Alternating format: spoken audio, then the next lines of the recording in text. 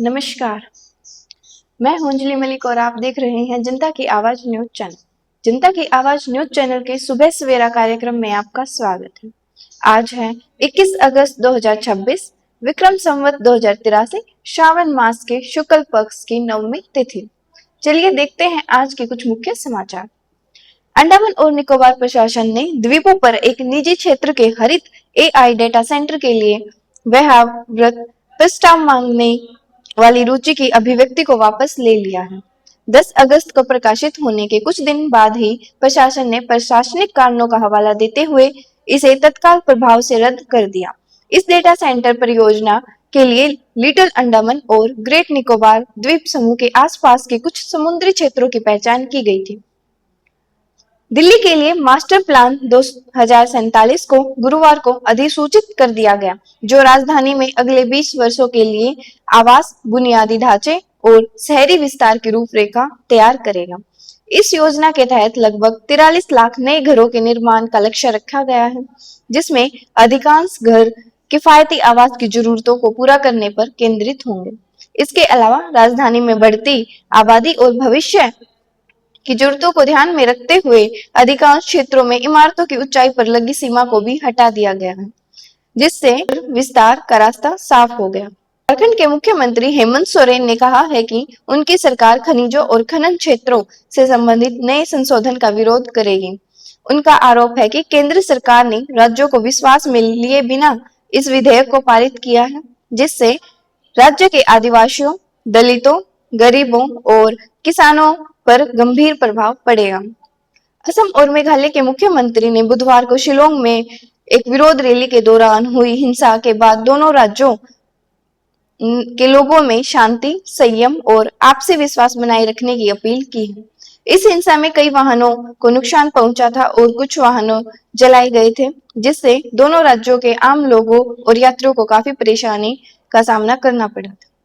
राजस्थान विधानसभा के मॉनसून सत्र से पहले दिन कांग्रेस ने सरकारी स्कूलों के बाहरी लोगों के प्रवेश पर रोक लगाने के राज्य सरकार के फैसले के विरोध में कार्रवाई का बहिष्कार किया। विपक्षी विधायकों ने विधानसभा के बाहर धरना दिया और शिक्षा मंत्री मदन दिलावर के इस्तीफे की मांग की। इस दौरान प्रदर्शनकारियों का आरोप था कि राज्य के हजारों स्कूलों में जर्जर इमारतें, शिक्षकों की कमी और बुनियादी सुविधाओं का भारी अभाव है। ओडिशा सरकार ने सतकोशिया टाइगर रिजर्व से गांवों को दूसरी जगह बसाने की प्रक्रिया की जांच के लिए एक उच्च स्तरीय जांच समिति का गठन किया है। यह कदम निवासियों द्वारा लगाए गए उन आरोपों के बाद उठाया गया है, जिसमें कहा गया था कि दशकों तक वन जीवों के साथ सद्भाव से रहने के बावजूद उन्हें उनके पारंपरिक गांवों से जबरन बेदखल किया गया था।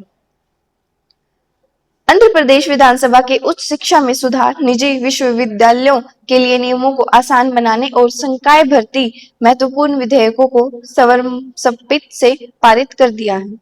मानव संसाधन विकास मंत्री नारा लोकेश द्वारा प्रस्तुत इन विधेयकों का मुख्य लक्ष्य छात्रों को उद्योग की मांगों के अनुसार कौशल आधारित शिक्षा प्रदान करना और उच्च शिक्षा के व्यावसायीकरण को रोकना है। केंद्रीय गृह मंत्रालय ने गुजरात, राजस्थान, पश्चिम बंगाल, पंजाब, असम, त्रिपुरा, जम्मू कश्मीर और लद्दाख में जिला कलेक्टरों को नागरिक संशोधन अधिनियम के तहत देशीय नागरिकता प्रदान करने के लिए अधिकृत कर दिया है। इस आदेश के बाद अब पात्र आवेदकों को नागरिकता प्रमाण पत्र देने की प्रक्रिया स्थानीय स्तर पर और अधिक सूक्ष्म हो जाएगी। अमेरिकी राजदूत सर्जियो गोर ने गुरुवार को केंद्र शासित प्रदेश लद्दाख के विभिन्न हिस्सों का दौरा किया। हालांकि इस दौरान कोई उच्च स्तरीय बैठक नहीं हुई। 2019 में लद्दाख के केंद्र शासित प्रदेश बनाने के बाद यह उनकी इस क्षेत्र की पहली यात्रा थी, जिसके तहत वह लेह पहुंचे और जास्कर सिंधु राफ्टिंग पॉइंट तक गए। भारत और जापान ने रक्षा सहयोग को मजबूत करने के लिए गुरुवार को नई दिल्ली में एक महत्वपूर्ण समुद्री सुरक्षा समझौते पर हस्ताक्षर किए। रक्षा मंत्री राजनाथ सिंह और उनके जापानी समकक्ष शिंजो कोइजुमी के बीच हुई इस द्विपक्षीय बैठक के दौरान सूचना साझा करने, नौसैनिक अभ्यास की मरम्मत और रसद सहायता जैसे क्षेत्रों में परिचालन सहयोग को गहरा करने पर सहमति बनी। यह नया समझौता भारत और जापान के बीच विशेष राजनीतिक और वैश्विक साझेदारी को और अधिक सशक्त बनाएगा। अमित शाह ने कांग्रेस पार्टी के उस नियम की कड़ी आलोचना की जिसमें वंदे मातरम के केवल पहले 2 छंदों को ही गाने का प्रावधान किया गया है। केंद्रीय गृह मंत्री ने आरोप लगाया कि यह कदम तुष्टीकरण की राजनीति को दर्शाता है, जिससे शहीदों का अनादर होता है और राष्ट्रीय एकता कमजोर होती है।